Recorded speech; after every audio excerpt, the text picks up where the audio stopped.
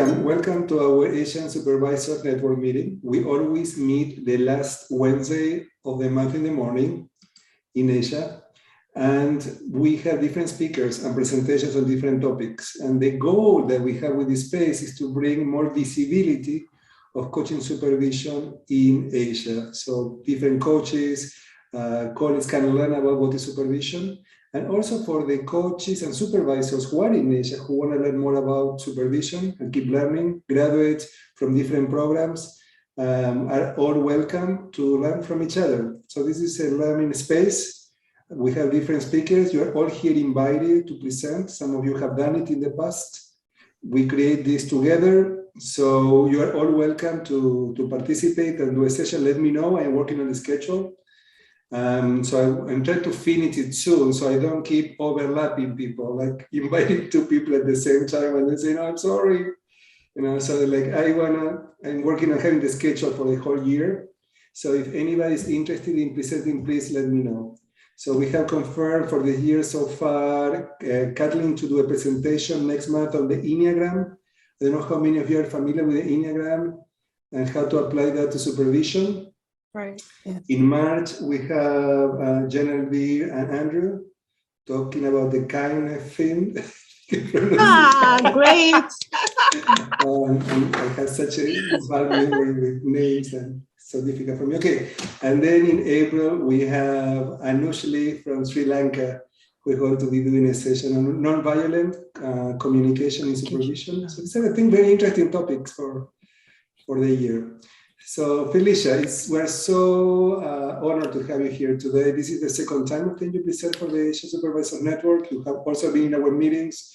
Today you're going to be focusing on diversity issues and equity. Felicia also trains coaches, supervisors in Asia through Coaching Supervision Academy. And again, I think that you collaborate in the work that you do. And Felicia has a lot of years of experience as a coach supervisor. She received the EMCC award as a coach supervisor for her contribution to the coaching supervision profession last year. So congratulations, Felicia, for that.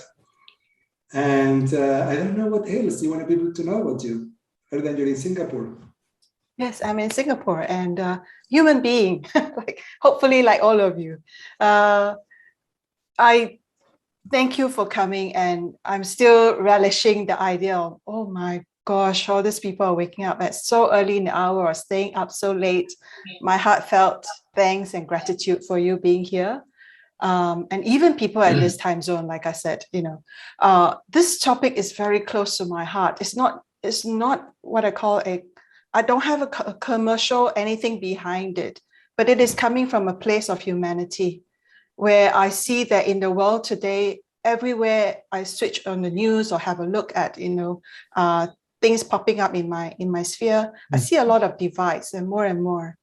And sadly, we lost two of the biggest voices to talk about equality recently in December and just now in January, Reverend Desmond Tutu and His Honorable Thich Nhat Hanh. So I just feel that for me, coming into the coaching world about 16 years ago, what attracted me was its sense of humanity, the sense of collective humanity, the sense of helping to bring the best part of each other out. That has always been the way I focused on the way I look at coaching and following on that supervision.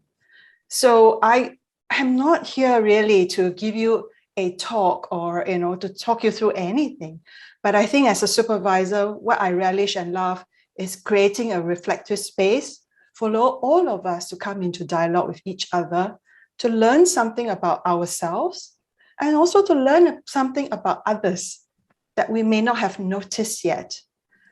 Because one of the things I'm also, as I gain more experience and knowledge as a person, as a coach, as a supervisor, I see the danger of normalizing. I see the danger of definitions and competencies and frameworks.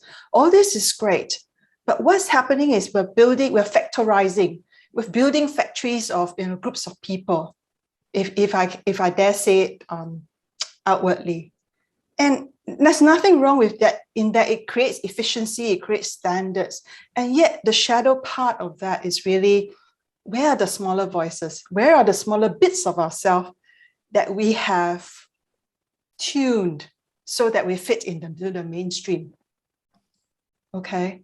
And over time, marginalization happens because I didn't prepare any slides today, so I'm going to just read off my notes here, where I looked up the definition of marginalization. This is a treatment of a person, group, or concept as insignificant or peripheral.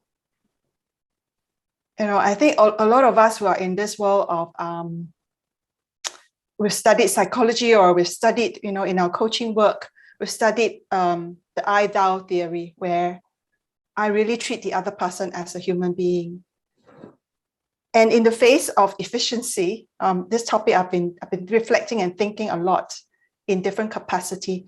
Sometimes we're very, very quick to lay assumptions of what it is like and what is not. I think frameworks and everything is a great way to start to understand something. And as we mature and progress in our own specialized field, what is it? Do we continue to hold the curiosity to find out what might be the difference? So I sorry for the long overlay or long spill of intention, but this is just where I'm coming from in terms of why I would love these kind of reflective spaces with fellow practitioners. Oh. Someone want to say something? No. Okay. So thank you all for introducing yourself. Let me introduce myself, because part of diversity and inclusion is about truly seeing each other. I stand at the intersection, as Damien said, I'm a Singaporean. I'm of Chinese ethnic descent and a little bit of a Malay descent. I have a grandmother who's a Malay. So in Singapore, we'll call ourselves Peranakan or Nyonyas, those colorful buildings that you see. And so I'm growing up in Singapore. I have been growing up in a melting pot of cultures. We have, Malay neighbors, Indian neighbors, Chinese neighbors everywhere around us. So that gives me a unique perspective, I guess, at least from this intersection of what I see diversity and inclusion is. One of the things, and again, I'm going to speak boldly about this topic, is that sometimes that when we talk about diversity and inclusion, we can get very significant about it and thereby creating even more marginalizations.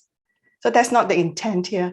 The intent is I'm hoping to build a space where we all understand where our own our biases and assumptions are, and learn to include the new things that we're discovering about other people.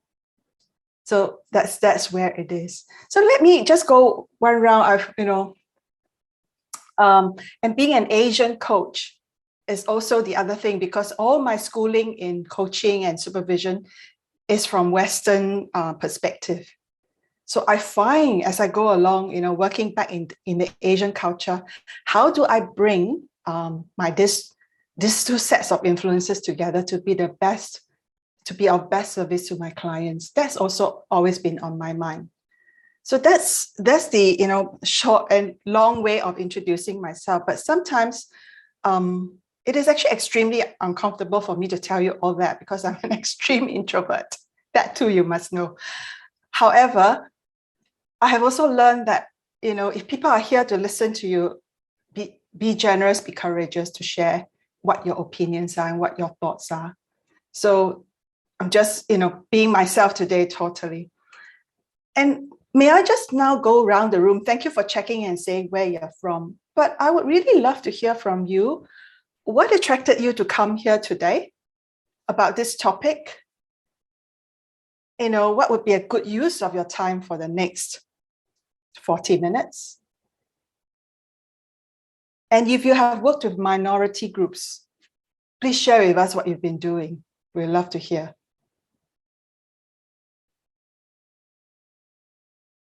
Can I invite someone to start?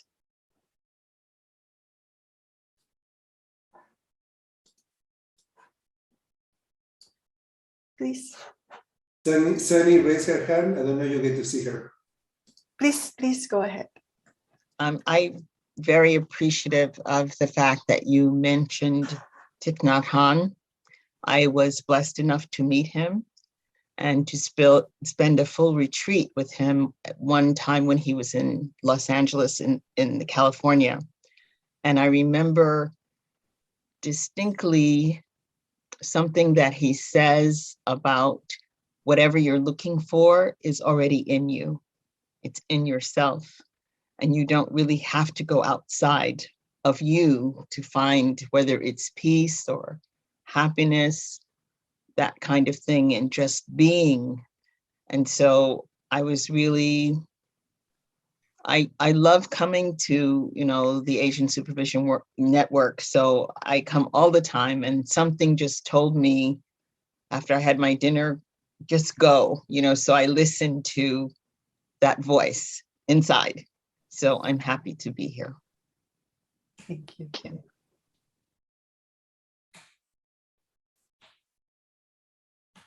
Anyone else want to contribute to those few questions? You don't have to answer all of them, just whatever you feel inclined to. Jean? I can go. I can go. Well, I'm French. I'm Black as a color. I studied Japanese 12 years and have been in Japan several times. So for me, there is only one race in the world, is a human being. So everybody here knows me that I come here frequently.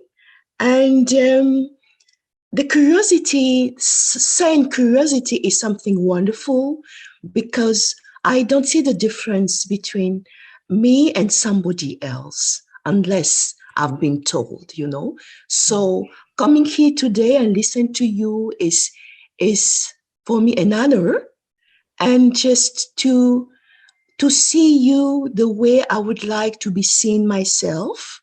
And I'm going to use a South African word.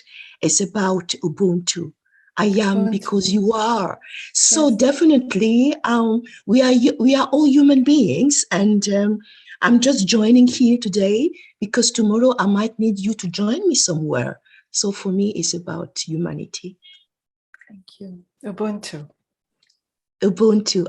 I'll write it in the chat box. Yeah. Thank you. You're welcome.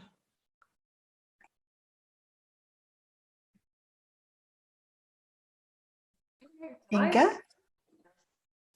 40 years, first 40 years of my life, I spent in a very single religion, one race, space of the world. I'm Polish, and I spent most of my working and living time in Poland, traveling somewhere, spending some short amounts of time, but it's not really experiencing the culture. And I thought that I'm really into diversity and inclusion because I spent over the decade supporting women in tech industry.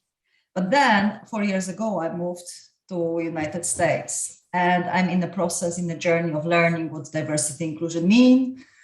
I'm in the process of understanding different layers of that, and as well meeting people from different cultures and getting closer to what Genevieve and Sunny and you, Felicia, said, that we are human beings. And this label I had in my head that, I work with women in tech, and this I do this work of service for this minority group, and I help girls in STEM and so on. This is just the label. And I'm here because I achieved this meeting as another learning lesson for me in my journey and discovering about this topic. And you already got my attention when you quote the definition of normalizing in this context, and that sometimes normalizing is you said it beautiful, it's like creating factories of people. And I'm already inspired, Felicia, so thank you for that.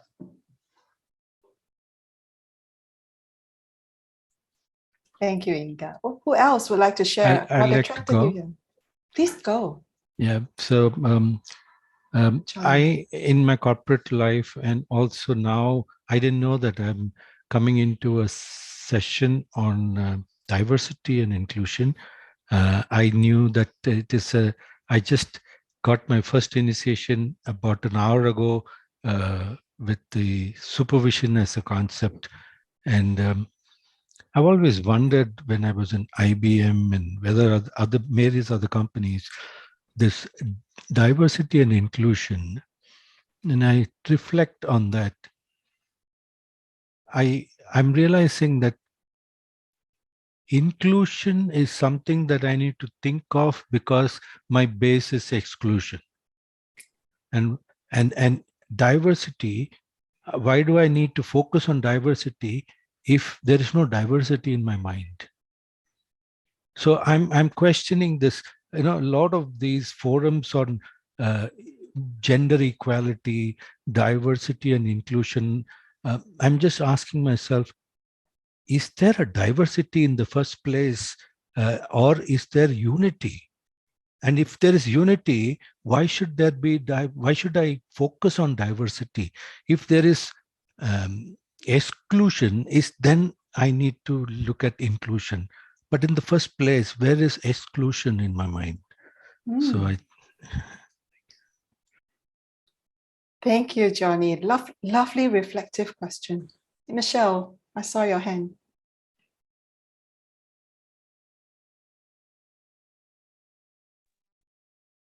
Like Johnny, I am a former employee of IBM, and I was working on a very, very large territory, including Africa, Middle East, Eastern countries.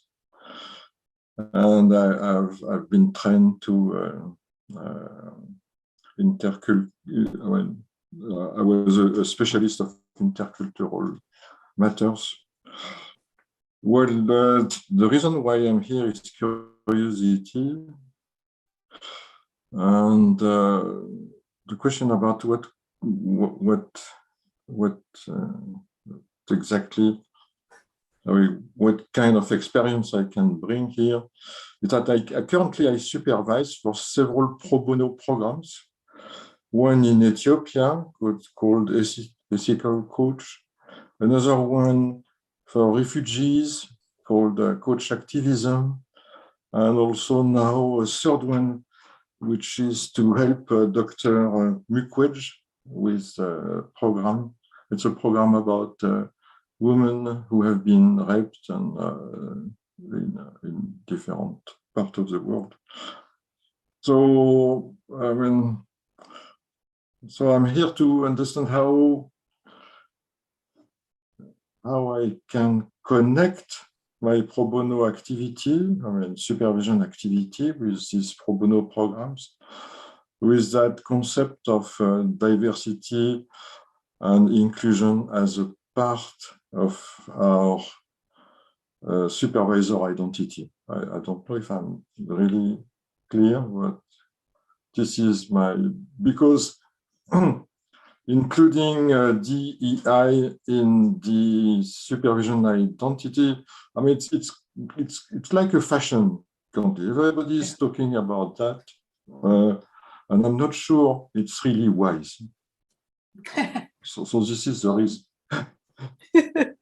I love the inquiry too. I'm not sure if it's really wise too. When I decided to step forward as the voice for D&I, for Association of Coaching Supervisors, but I thought, hey, if I'm given a chance, let's try it and do what I can. I'm reflecting on, Michelle, what you just said, because I'm very acutely aware that sometimes these kind of fashionable tokenistic initiatives can marginalize people even more and can normalize people even more, where it's like, oh, this is still the same old, so I'm okay, I carry on. So we're actually helping the immunity system to build up even more. So I'm very conscious of that. That's why rather than try and say, this is my definition and stuff like that, I rather encourage myself and everyone alongside me to inquire about our own thinking, our own relationship with D&I. Because once we try and factorize this like anything else, there comes a problem. Yeah. Anyone else? I would love to hear from either Wendy, Maggie, and if you're willing to share what brought you here. Yeah, okay. Thank you for giving me the chance to share. Yeah, 2 points I would like to share. Firstly, at the professional level, we are so familiar with this topic, EDI. We talk about at every organization. But however, the conversation never goes deep. Like it's all about at the surface, like how we should. As we coach, we know we should is more on our brain, but our heart goes the other way. So I'm very curious this time, how deep we can go to the heart.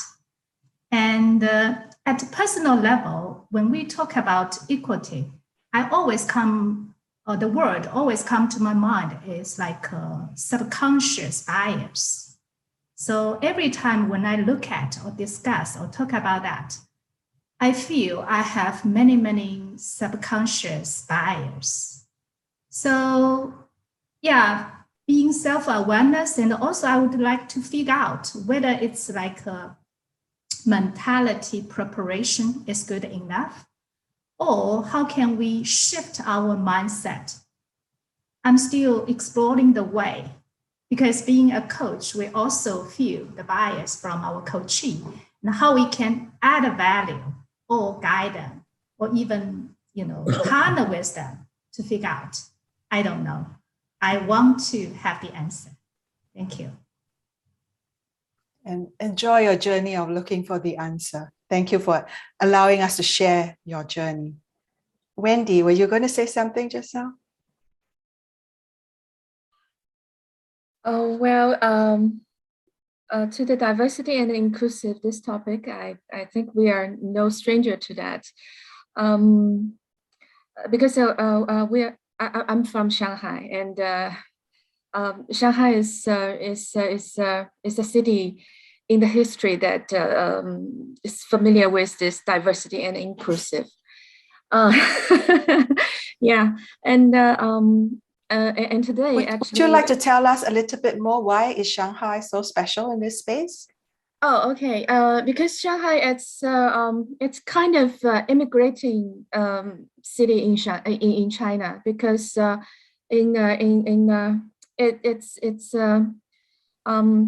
grandparents are immigrators from other provinces in China to Shanghai. How to say, maybe 60 years ago or 50 years ago, maybe more than 50 years ago. Yeah. So actually, and there are different peoples from different provinces, like near Shanghai they came from these provinces or places to Shanghai in these years. And when we open our door to the world, actually, there are a lot of international companies who set up the offices in Shanghai. So actually, we are in the progress of how to say to know the different cultures, different people, different so many diversities, and we are combining this together. Not only the culture, but also the food, like the what we do, in the normal life. So actually, it's not it's quite familiar to us. And I've been living in Singapore for 3 years. So I can feel what you said just now, that actually in Singapore it's the same situation, that actually we in Singapore, actually there are so many different cultures, right? Especially the holidays. For example, the holidays, right? Yes, we practice equal. So every major ethnic group have 2 days of public holiday. Yes. So I'm very familiar to this topic. And today, when I joined this event, I'm very pleased to know that to see so many people from all around the world. I thought it's Asian how to say supervision network, but actually there are so many people from different places to this event. So it's indeed. It's thanks to Damien's platform, and he's been really spending a lot of effort and attention on this for a few years now. So my gratitude goes to Damien for holding this space for us in Asia, and actually building a platform where it almost seems like it's a global village right now if I look across the screen, which is lovely to see. Thank you, Wendy. And for those who haven't spoken, Gerardo, Leanne, was there anything you want to say?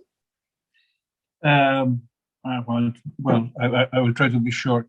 I don't know why I get engaged with advance of the coaching profession, and I think that diversity and inclusion should be considered first between coaches. And this has been something that I've been looking forward to understand how can this live together regarding what coaches could live together in a movement that I call Together We Are More, regarding coaches working together for causes that are over their organizations or their egos or their whatever. So that's a way of learning and understanding is being present in these events or other events regarding regarding Asia. And I've been working many years moving networks of coachings, and I was curious to hear always how can diversity and inclusion work over the coaching profession or the coaches to do together something better for the world. Thank you, Gerardo. Leanne was there. Yeah. Thank you for coming. I'm deeply resonating with what everybody is saying. I can feel my head nodding and my heart opening as everybody speaks in this room. I'm here because I have learned an enormous amount from working with Felicia for the past several years. I'm not sure how many. And I learn best in conversation where I can see myself and see my unconscious bias and see my mind in action. So I'm just looking forward to the dialogue. I love what you said, Felicia, about holding space for us to learn together. So I'm looking forward to being touched and challenged by you all. Thank you, Leanne. And Shraban is off his camera, so I'm not sure if he's with us, but Shraban, feel free to come in. I just come a counter hypothesis, because in India, we come from like that. In China, they come from different regions, different provinces, different languages, different cultures. So India is a very cosmopolitan, inclusive society per se. When in the corporate, when I'm working as a human resource function, somebody from US will come at a diversity inclusion, it got really something. What the hell you are talking? We have a diversity and inclusion all across. And then move to the coaching, again diversity inclusion, again in the supervision, really bothered me. Yes. I think it is becoming too much sometimes. Unnecessary, you are making more segregation rather than inclusion. I love that, Shraban. Thank you so much. That's why I said, if we become overly significant about this, to my earlier point about making it overly significant about D&I, or really trying to include everybody and really see one another, energetically, I just feel my body going very heavy.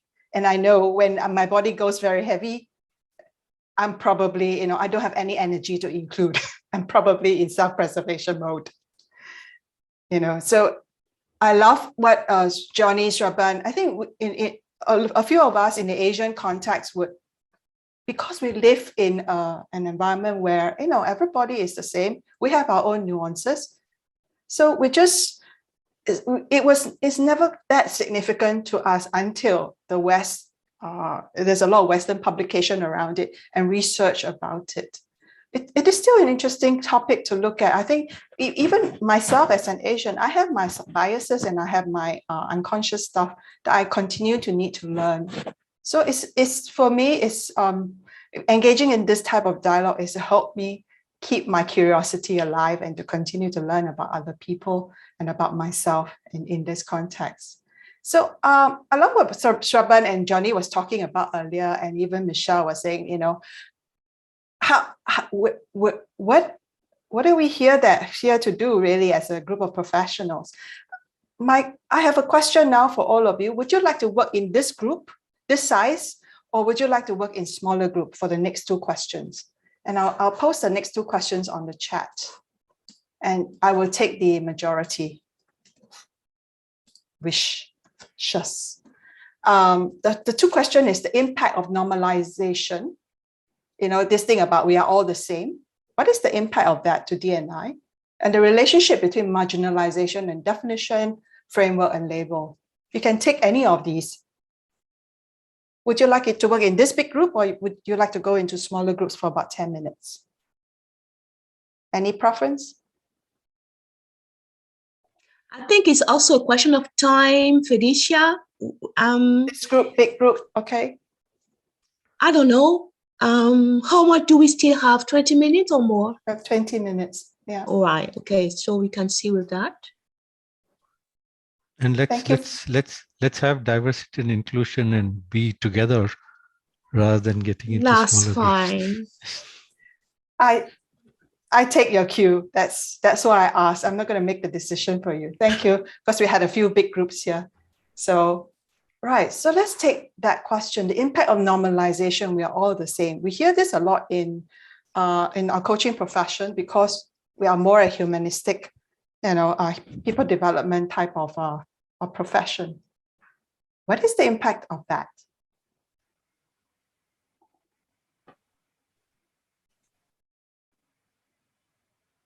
I spent several years in my coaching career or coaching journey saying, yeah, we're all the same.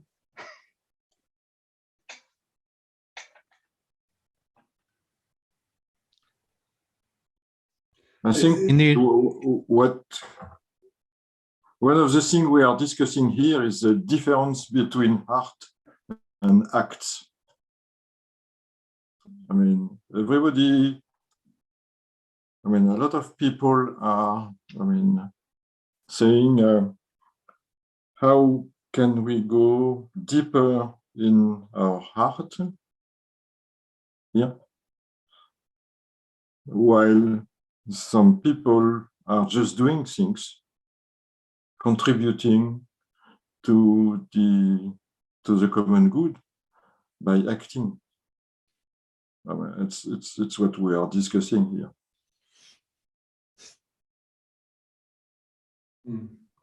What I want to say, Felicia, is that I see like a paradoxical thought here, because the idea is that we are all human beings, we are all the same, we are all one.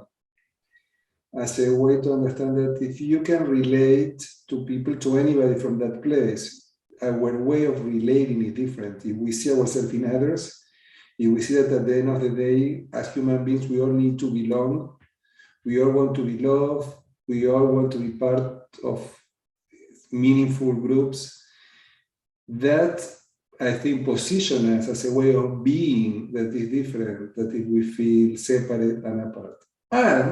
And also we have our own identity. So we also wanted to be recognized in which ways we are not the same, we are unique and we are different. And even though we have similarity, we also have differences. So how we can embrace everything, how we can embrace our similarities, and how we can embrace in which ways we are unique and different. And because I am also different, I may have some way of looking at things that may be different than yours. Or I may have experiences in my life that have made me in some way that by being curious and exploring can help us to connect. So I think that being curious and knowing, wanting, like for example, I like to ask in coaching and in supervision to new clients, what do you need me to know about you so I can work with you, about your culture, about your way of looking at the world, what do you need to know about me? So you feel that we can work together. So it's about both embracing we're all one and embracing where everyone is different. So it's a little bit paradoxical. Indeed. Yeah. Thank you. And I just wanna contribute to what Damien just said, because we are the same, and with a big A and D, we are not the same. So I am with you here. I'm seeing all of you. But if one of you decide not to see me, decide that I am transparent, then this person is not going to see me. So it's also about what is our posture when we interact with other people. Do we behave with them in the way that they feel seen, respected, and human being? And a lot of us is in this behavior of not seeing because no reason. So even if I am with you and you don't see me, I won't feel seen. So I won't feel included. This is it. Yeah. Back to Ubuntu. I see you. I want to be seen. Thank you. So Inga. And I heard there was a gentleman's voice, earlier. So we'll go back to that. Inga first. So when I was listening to Jean-Elvire and Damien as well, I had this thought that, yes, we are on a somewhere basis, we are the same. At the same, there is a great uniqueness in us, and let's honor it and appreciate it. And I would love others to see it. However, sometimes when I think about this question, we are all the same, for me, it really matters who says that, because there is a power dynamics. If let's say somebody who is privileged says we are all the same, it might mean something different, and there is a different power dynamics behind it. That somebody who is underprivileged or not seen, what could it mean? Is it the act of normalizing and marginalizing or excluding, or is it the act of inclusion? So foundation, yes, we are the same and unique at the same time. I love Jean-Elvire, this big and added here. We want to be seen, and it depends who says that. So I would love to remember about that, because I heard many times beautiful words in terms of vocabulary and sentences, yet I felt really excluded from the conversation. Thank you, Inga. Johnny. Yeah, so a couple of points that is coming up as I'm listening.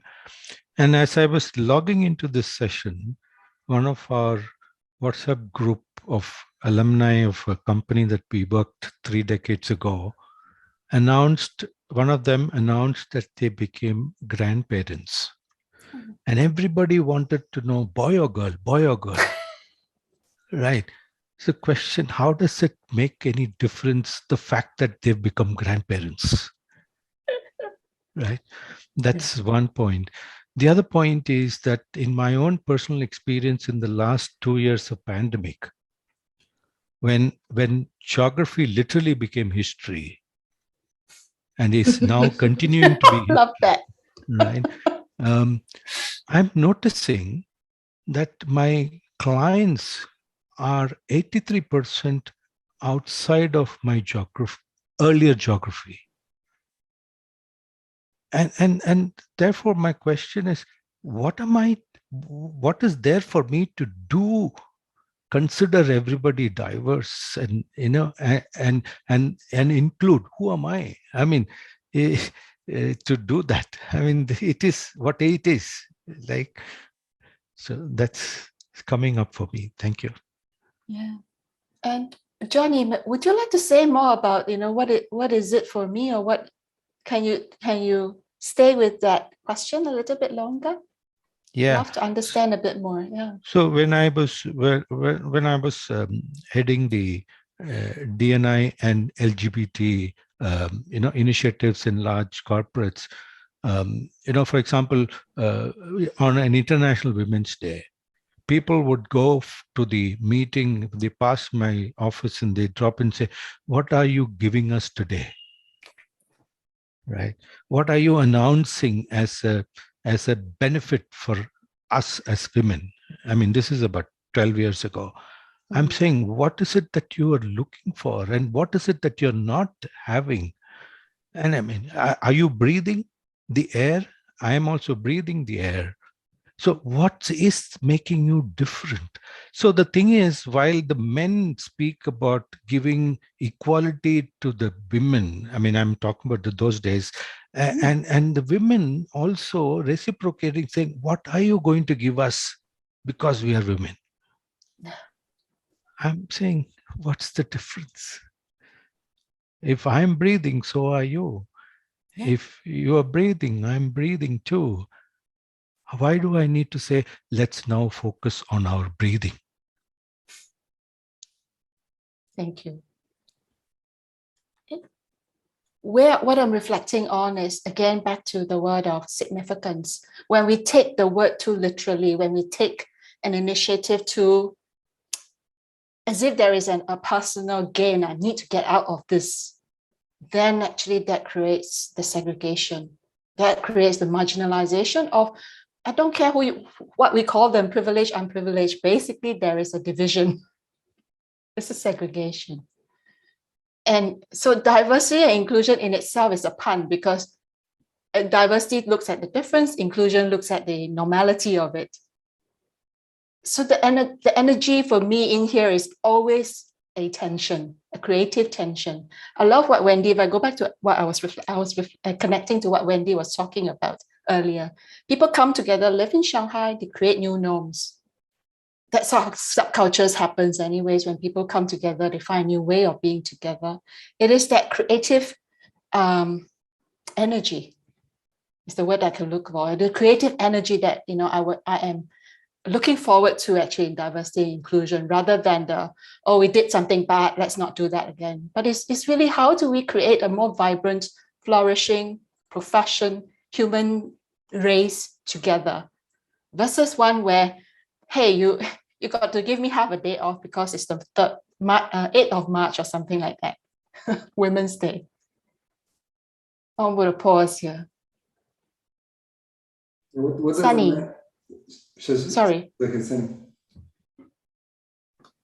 know, I've been listening to everyone, and the thing that's coming to me, and I've had to talk with some of my clients recently about, and I listen to them and I say, you are a fantastic human doer. And they say, excuse me? And I said, well, you know, sometimes we forget to be human beings and we're so involved in doing. And I don't think either one excludes the other. It's about a balance. I think we all come into this world as people who are talking as humans. That's our human being. And as we go through life and we have experiences very different, it does distinguish us from each other, whether how you're treated, how you're received. And we can't dismiss that and say it is not real and it doesn't matter. It does. But we need to balance that with who we are in our presence, you know, as a person, you know, and that's what we do as coaches, is bring people back to being present with themselves, who they are, how they want to be perceived or understood or loved or whatever. But it's a balance between being and doing, and not excluding either state, the one of being and the one of doing. But sometimes our society, we do, and we acknowledge and celebrate what people do and not necessarily who they are as people, as beings. Thank you, Sunny. Damien, thank you for the graciousness. Yeah. I'm just digesting what Sunny was saying, like very inspired by Sunny. And what I'm present to, Felicia, the wisdom of the participants. You know, listening to some of you, very inspirational. I don't know you, but I felt very inspired by listening to some of you, didn't you? It was really inspiring to listen to some of you were sharing. And I also have a reaction to what Johnny said before, because about men and women issues. And the reaction that I have is that sometimes it's different in each country and in each place, but there is history too. There is a history. Like, for example, in the United States, many Americans, and I am one, I have dual citizenship. I am Argentinian and American. My experience is that many Americans don't know a lot about history. So they don't know about slavery and the history of slavery in the United States. So they don't have that information. So sometimes they cannot relate to the experience of other people for not having some part of that understanding and knowing the history. And I am sure, Felicia, like in Singapore, maybe in different ways, like my experience when I was there was a very diverse country where you have an influence of China, Malaysia, India. You know, it's a very multicultural country. But the point that I want to make is about being curious for me about history. And also how, for example, with women, Johnny, when we're talking about we're all equal, and historically, women have not had the same opportunity that men. So I think that we should be aware and present, and also present to our privilege. Like for me, being white, male, that I am very aware of my privilege. And at the same time, for being able to relate to other minority groups, I also know how does it feel being a minority and being discriminated and having that experience. So I want to bring to I had a reaction. It's about being curious and knowing when they are asking for something, where is that coming from? So, for example, in the United States, I have been paying a lot of attention to what the Black community is asking for. You know, that the institutionalized racism that is in the United States, but it's not only in the United States. And Shad being able, and Sunny, how painful it is for me when my colleagues say, no, that's not true, that is not institutionalized racism, that doesn't exist. Sometimes it's that's painful for me here. That's my experience. It's about personal. Yeah.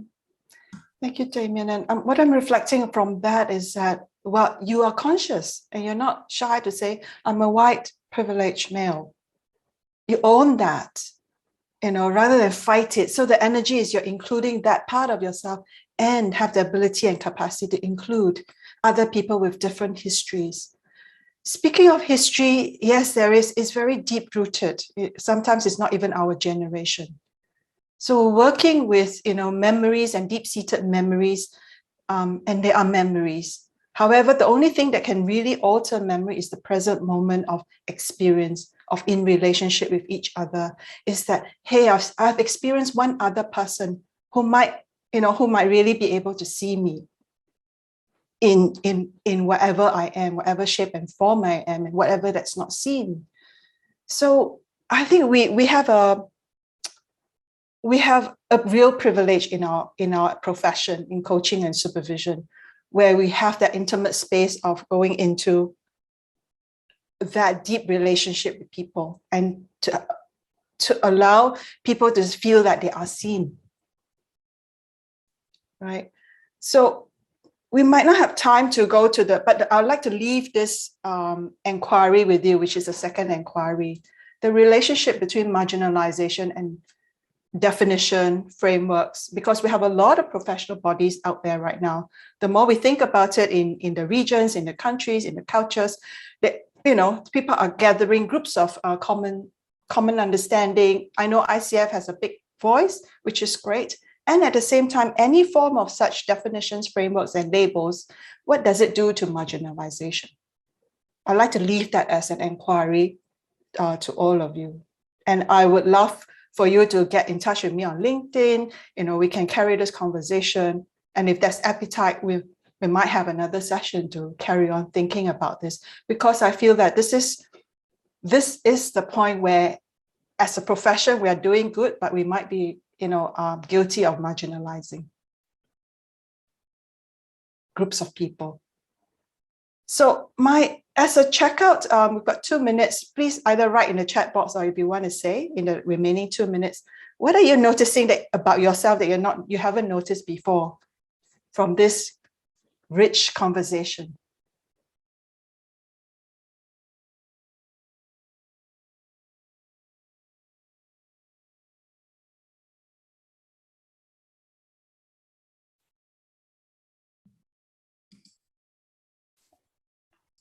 about yourself is holding me back a little bit, but what I notice is that your presentation has touched. And for that, I wanted to thank you because this is a question of energy. You didn't show our slides, but the discussion was very deep. And that is this what I can say. Thank you. Thank you. Thank you for telling me that that me bit held you back. I honor that. Thank you. Anyone else? Oh, we have a lot of chats.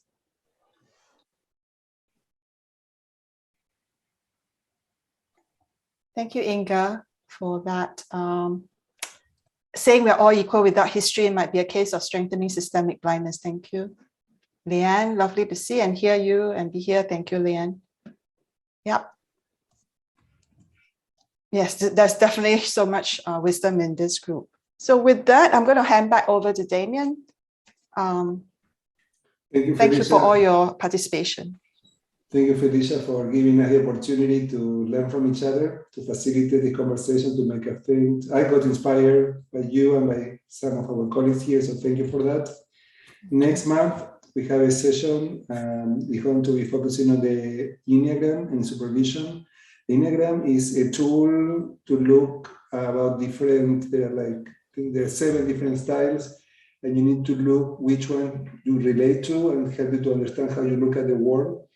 So it's interesting. I have done it in the past, so you may have the chance to do your own self-evaluation using it, so you can use it during the class. So if you want to do that, you will need to send an email to Catherine with your information, with your email, so she can prepare that for you. So I'm going to be sending an email explaining that to everybody, okay?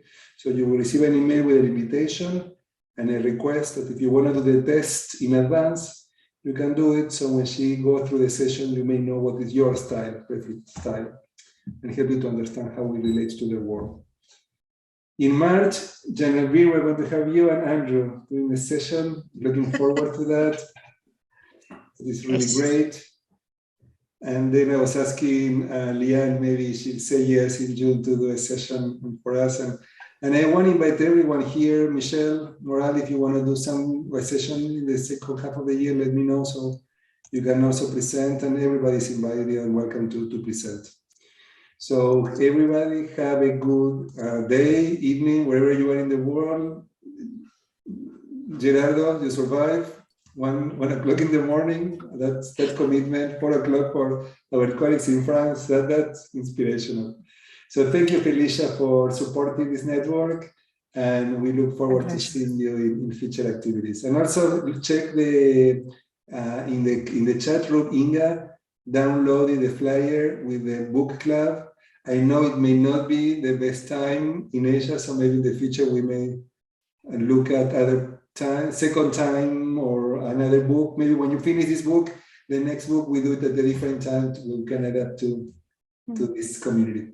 So thanks. On the book club, they can also see posts on LinkedIn. You're gonna see it several times in the week coming, so you can find it anyway. All right. Yeah, we have a LinkedIn group for the American Coaching Supervision Network, but I think it's not good to have another one for this group. So let's be sure that we all get engaged and participate. Okay, I think you have a new participant coming in. I think she will be the only one because everyone is still great. So I don't know, Felicia, you want to come to the repeat? Thank you, everyone, and I hope that in next week we'll be welcoming the Chinese New Year, and with the water tiger coming in, I wish you all the grace and flow of the water tiger. Go well. Is it okay, Felicia, is it okay with everybody to share this recording for people who are not here so they can learn what was our conversation? Is it okay with the rest of them who contributed? It's not just mine, it's actually everybody's. Yeah, that's the reason why I'm checking with everybody. Is everybody okay with it? If anybody have an issue, please let me know. No worry, and we will edit that or change, because I think people can benefit from the conversation. So thank you, everybody. Yeah. Go well. Bye, everyone. Be well. Bye-bye.